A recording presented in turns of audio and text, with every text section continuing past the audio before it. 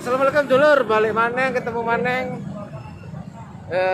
Dalam sesi yang kedua kita akan, setelah tadi kita melihat bagaimana situasi penutupan mulai jam 9. Setelah ini kita akan melanjutkan dengan acara dialog. Dan kelihatan tadi Bapak Kasat sudah agak longgar, jadi kita lanjutkan dengan dialog dulur-dulur netizen ILE Sidoarjo dan warga Jawa Timur lainnya. Dan Assalamualaikum warahmatullahi. Ini kita sudah sama Pak Eko.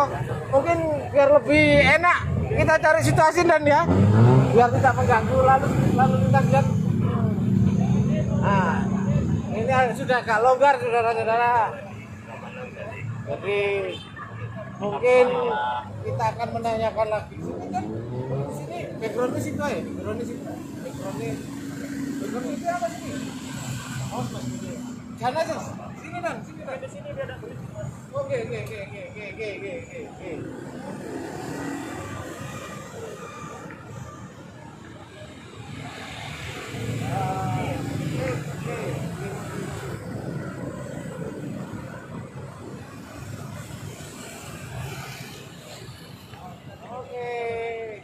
Jadi kita sudah bersama beliaunya Pak Kompol Eko Iskandar. Jadi situasi tadi sebenarnya menggambarkan dulur-dulur bahwa memang warga ini sosialisasi tentang apa itu checkpoint PSBB ini kelihatannya memang, kalau lihat kita situasi tadi ada beberapa case, ada beberapa masyarakat banyak yang tidak tahu bagaimana arah masuk ke ke Sidoarjo dan fungsi-fungsinya checkpoint ini. Nah, lebih lanjut kita akan langsung ngobrol dengan beliaunya. Selamat bertugas dan sukses selalu ya. Monggo ini mungkin bisa dijelaskan lagi dan apa sih checkpoint itu? Saya rasa ini masyarakat juga belum paham kan apa checkpoint, bagaimana, terus tujuannya apa, boleh dijelaskan lebih lanjut dan? Oke, baik. Ya, ini pada seluruh masyarakat, khususnya masyarakat yang tergabung dalam ILS, ya sedikit mungkin malam ini kita ada kesempatan mungkin sedikit berdialog. Pertama-tama saya ucapkan terima kasih ya teman-teman mau membantu kita. Ya, jadi kita bisa jelaskan checkpoint ya. Namanya checkpoint ini adalah pengecekan, titik pengecekan. Ya, di sini adalah titik pengecekan di mana pada saat ini PSBB pertama, nanti ada PSBB kedua. Ya. Nah, jadi pada saat PSBB pertama ini checkpoint ini tugasnya kita adalah mengecek masyarakat yang tidak menggunakan masker, ya. Kemudian masyarakat yang naik kendaraan tidak menerapkan physical distancing. Apa itu? Masyarakat yang berboncengan namun alamatnya tidak dalam satu kakak. Nah, kemudian dalam satu kendaraan ini physical distancingnya harusnya satu baris satu. Nah, itu kita tertibkan, termasuk juga pemudik. Ya, pemudik ini yang ketahuan oleh kita untuk mudik, ya kita balikkan. Kita putar balik. Ya, nanti untuk sanksinya, ya kalau tetap memaksa, kita akan sampaikan kepada alamat tujuan untuk yang tersangkut ini, bahwasanya akan dikarantina. Gitu. Ya kalau masyarakatnya memaksa. Nah, ini PSBB tahap pertama. Ya, kalau tahap kedua, tentu saja ini ada sedikit perbedaan. Ya, di sini ada sedikit peningkatan secara bertahap terukur pada masyarakat. Nah, di checkpoint PSBB tahap kedua ini ditambah lagi dengan pengecekan surat keterangan dari RT RW.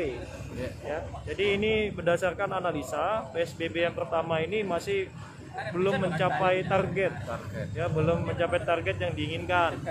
Penyebaran COVID masih tinggi di wilayah Sidoarjo, sedangkan petugas dari TNI, Polri, Pemda ini sudah maksimal 24 jam non-stop.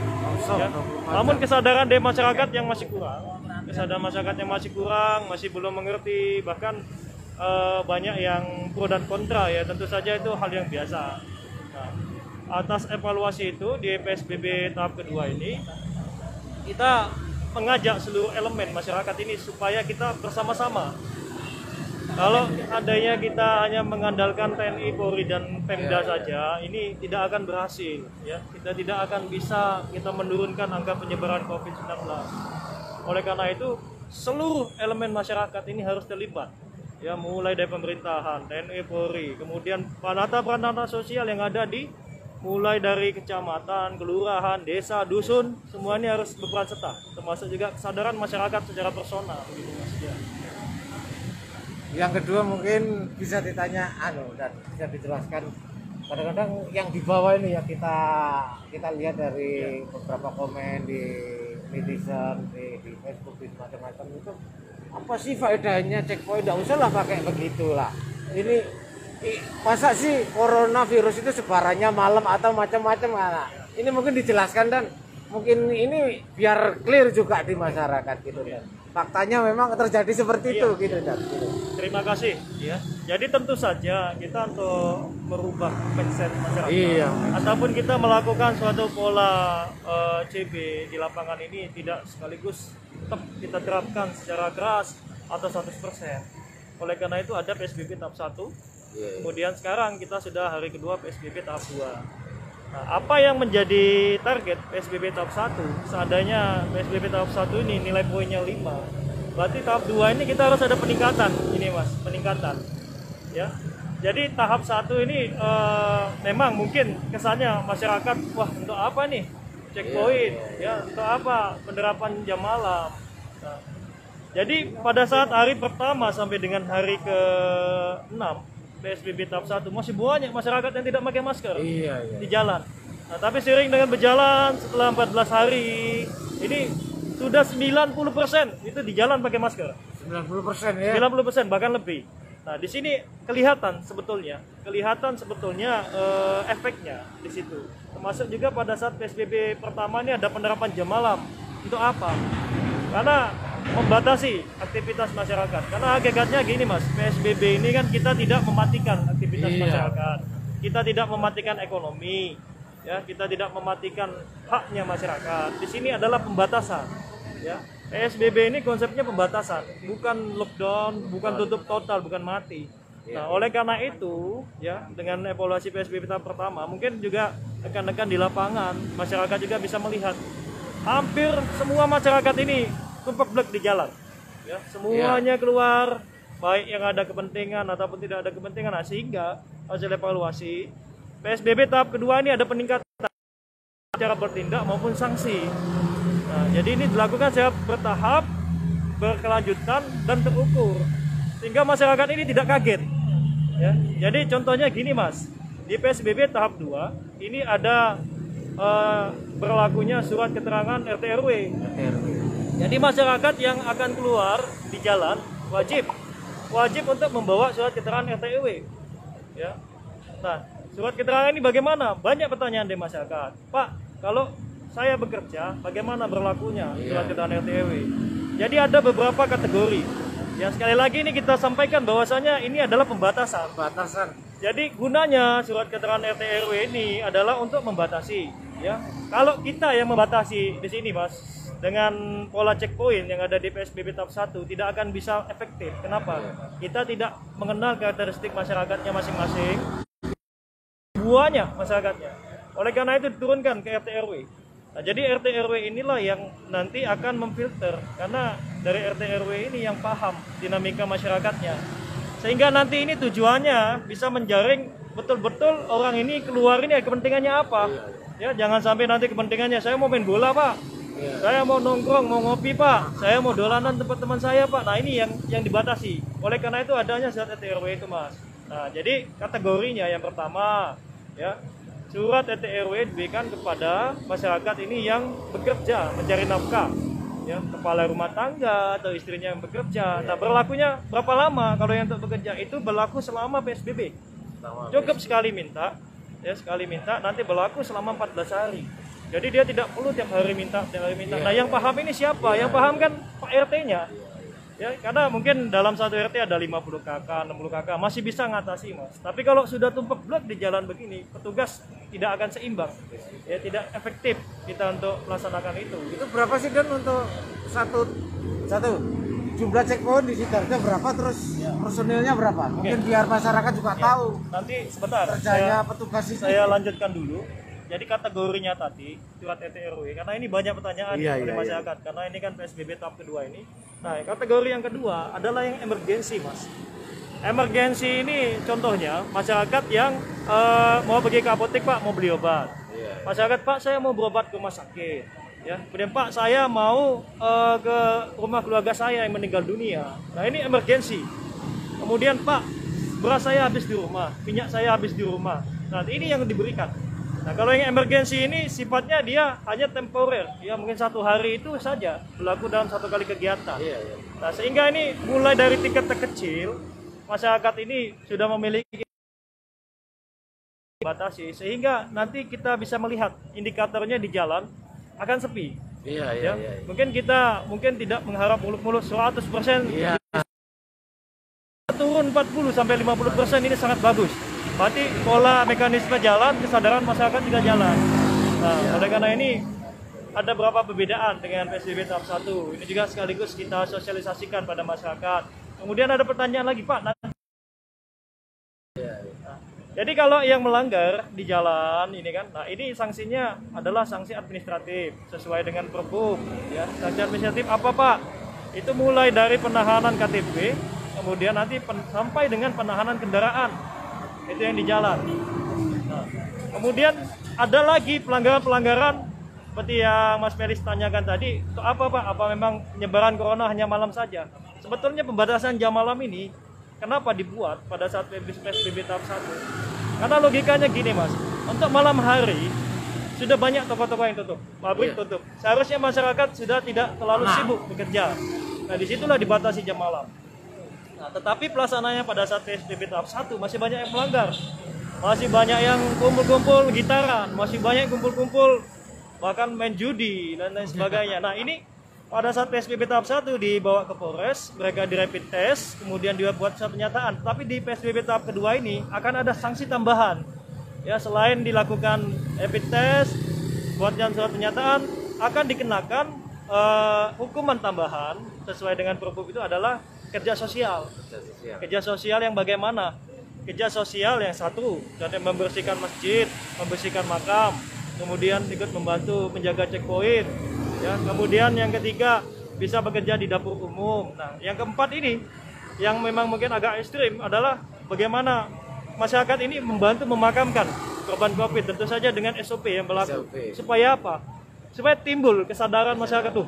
Ternyata gini, perasaan dukanya para korban, keluarga korban COVID ini begini. Ya, jadi sehingga ini bisa menggugah semua masyarakat. Bahwasanya masalah COVID ini bukan hanya masalah pemerintah, ya, bukan masalah TNI Polri. Semua ini masalah kita semua, masalah masyarakat. Nah, oleh karena itu, ayo, mari sama-sama kita Sidoarjo ini kita lawan COVID dengan tagline-nya itu adalah RT RW patuh. Nah, ini programnya dalam PSBB tahap 2. Kemudian tadi pertanyaan, berapa checkpoint? Berapa checkpoint? Ya, biar tahu. Terus kapasitasnya mampu nggak meng-cover? Betul. Gitu ya. Jadi ada 14 checkpoint. Ya, sementara waktu ada 14 checkpoint, namun di dalamnya ini ada beberapa pergeseran. Pergeseran, ada checkpoint yang dalam PSBB tahap 1 dinilai kurang efektif, digeser. Ya, contohnya ini ada penambahan 1 checkpoint di daerah Taman, itu dekat rel kereta api, ya, perbatasan ke Surabaya. Nah, masing-masing checkpoint ini jumlah personil gabungan mulai dari TNI, Polri, Pol PP, ya, Dishub, ini 1.700 personil, 1.700. Nah, sedangkan jumlah masyarakat Sidoarjo ini 2.300.000. Ya, ini tentu saja tidak efektif. Tidak efektif. Ya, nah, jadi itu tadi, tapi kita sudah menyadari hal ini. Nah, oleh karena itu kan tetap pola kita ini adalah satu, prinsipnya kita tidak mematikan ekonomi, tidak mematikan masyarakat, tidak melarang masyarakat total gitu. Kita melakukan pembatasan. Itu prinsip yang paling pertama. Karena ekonomi harus tetap jalan. Jangan sampai nanti dengan gara-gara begini ekonomi mati semua. Yang kemudian, yang kedua, ini dilakukan secara bertahap, berkelanjutan sehingga ada PSBB tahap kedua. Nah, karena checkpoint ini ada 14 titik, kemudian ada 8 titik penyekatan, di situ tidak efektif. Makanya di dalam konsep PSBB tahap 2 ini ada beberapa evaluasi dan peningkatan. di situ Mas. Tentu saja tidak efektif dengan 1.700 anggota menjaga di checkpoint, sedangkan masyarakat semua masih keluar semaunya. Nah ini kan tidak efektif. Tapi dalam PSBB tahap kedua ini, selain di checkpoint, kita nanti ada tim hunting system. Tim hunting ini mereka nanti akan di beberapa titik-titik yang ramai, ini akan melakukan razia stasioner bersama rekan Pol PP. Jadi dalam hal ini yang dikedepankan ini adalah rekan Pol PP. Ya, sanksi yang dilaksanakan adalah pengamanan terhadap kendaraan atau KTP. Ya, karena ini kan adalah Perbup, stasiun administratif. Jadi kita bahasanya di sini pengamanan ya Mas. Di sini bukan penahanan, bukan penyitaan, tetapi pengamanan. Ya, sudah diatur pasalnya di Perbup bahwasanya boleh dilakukan tindakan lain demi untuk mengatasi masalah COVID ini. Ya, tentu saja terukur proporsional. Nah, ini kita lakukan sudah dari tadi pagi, kita melakukan di beberapa titik, kita lakukan razia. Di situ kita periksa, kita tanya, Bapak mau kemana? Surat keterangan RT RW-nya ada? Ya, memang untuk hari ini sebagian besar memang masih belum memiliki. Oleh karena itu kita minta bantuan juga pada masyarakat. Ayo, mari sama-sama. Ya, nanti kita membantu rekan-rekan Pol PP nanti untuk melaksanakan penertiban untuk Perbup ini.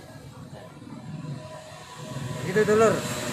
Ada yang menarik dari pernyataannya beliau, Pak Eko Iskandar, adalah di PSBB pertama tadi ada sebuah kesadaran masyarakat minimal itu penggunaan masker.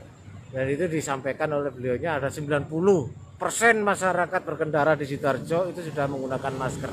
Ini pertanyaannya Pak Eko. Target untuk minggu pertama pelaksanaan PSBB ini apa? Ya. Yang diinginkan Pak Eko gimana? Baik.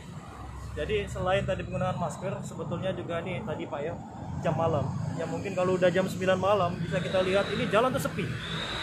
Di sini kan ada kesadaran masyarakat sebetulnya. Ya, jadi kita tidak tahu ini apakah memang masyarakat ini harus dipaksa dengan suatu sistem begini sehingga timbul kesadarannya. Kita harapkan memang bisa sadar tanpa harus ada paksaan di situ. Nah, kemudian harapan kita di PSBB tahap kedua ini minggu pertama adalah satu, ya, terbentuknya struktural yang ada di desa-desa ini, RT RW, satuan paling kecil. Ya, mulai dari apa? Jadi pos-pos checkpoint itu nanti Mas, tidak hanya di jalan-jalan protokol, tidak hanya petugas TNI Polri, Pemda, tetapi juga di situ masyarakat RT RW-nya. Jadi gunanya apa? Di situ nanti mereka gunanya ada masyarakat yang mau keluar, diimbau, kamu pakai masker enggak? Tidak pakai masker, balik kamu ambil masker. Ya. Kemudian dicek suhunya. Nah, kemudian di situ dilakukan penyemprotan desinfektan. Kemudian di situ ditanya, kamu mau keluar, suratnya bawa enggak dari izin RT RW? Pak, saya mau ngopi aja di depan, udah balik, nggak boleh. Nah ini jadi masing-masing perangkat di RT RW ini targetnya minggu pertama ini semua udah kebentuk.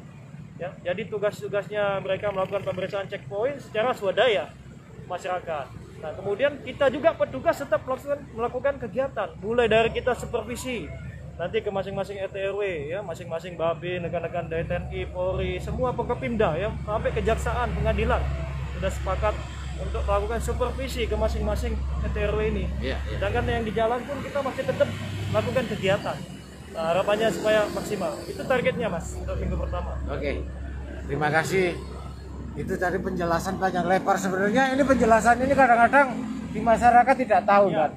Jadi masyarakat sepenggal aja, makanya kita di pelaksanaan PSBB ini kita kepingin ada sebuah ruang bahwa netizen itu lebih tahu kondisinya. Jadi ini tadi yang dijelaskan tadi di Sidoarjo ada 14 checkpoint dengan jumlah personel polisi dan TNI, Satpol PP, Dinas Perhubungan itu 1.700, sedangkan warga di Sidoarjo sudah 2 juta kan gitu loh. Artinya ini sebuah masalah, bukan masalah, ini sebuah nggak diada-adain gitu loh. Checkpoint apa-apa itu bukan sebuah ngawur-ngawuran lah, tapi ini sebuah hitungan, sebuah upaya dari masyarakat. Tadi kalau Pak Eko tadi punya tagline RT RW kompak, ya apa? RT RW patuh. RT RW patuh, kita punya tagline juga Pak Eko. Sidoarjo kompak, bagus. hadapi COVID-19. Karena dengan kompak kita bisa menuntaskan COVID. Ya, jadi mari tagline-nya Monggo. kita gabung Mas. Kita gabung Mas Pelis. Iya. RT RW patuh, Sidoarjo kompak dalam menangani COVID. Siap, Kita jadikan terima tagline. kasih waktunya. Ya, mudah-mudahan dengan penjelasan ini masyarakat lebih mengerti, bisa membantu. Ayo mari sama-sama kita peduli. Ya, tidak saatnya kita saling mengomentari. Iya. Saatnya kita saling Menjatuhkan, membuli kita lah. saling membangkitkan. Ayo kita Membangkitkan. bersatu sama-sama, kita sama-sama melawan COVID ini. Ya, bukan hanya pemerintah, TNI, Polri, Pemda saja, semua elemen masyarakat, semua warga negara. Iya, siap. Oke, terima kasih atas waktunya Bapak Mursito, Bapak Arif, juga mendampingi dari Satpol PP, dari TNI. Terima kasih waktunya, selamat bertugas. Harapan kita petugas yang ada di checkpoint tetap sehat-sehat, tetap diberikan kesabaran untuk Sidoarjo, pada khususnya Jawa Timur dan Indonesia pada umumnya. Terima kasih. Warahmatullahi wabarakatuh. Sidoarjo kompak. Yes. RTW patuh. Yes. Sidoarjo kompak. Yes. COVID-19. Oke, sip.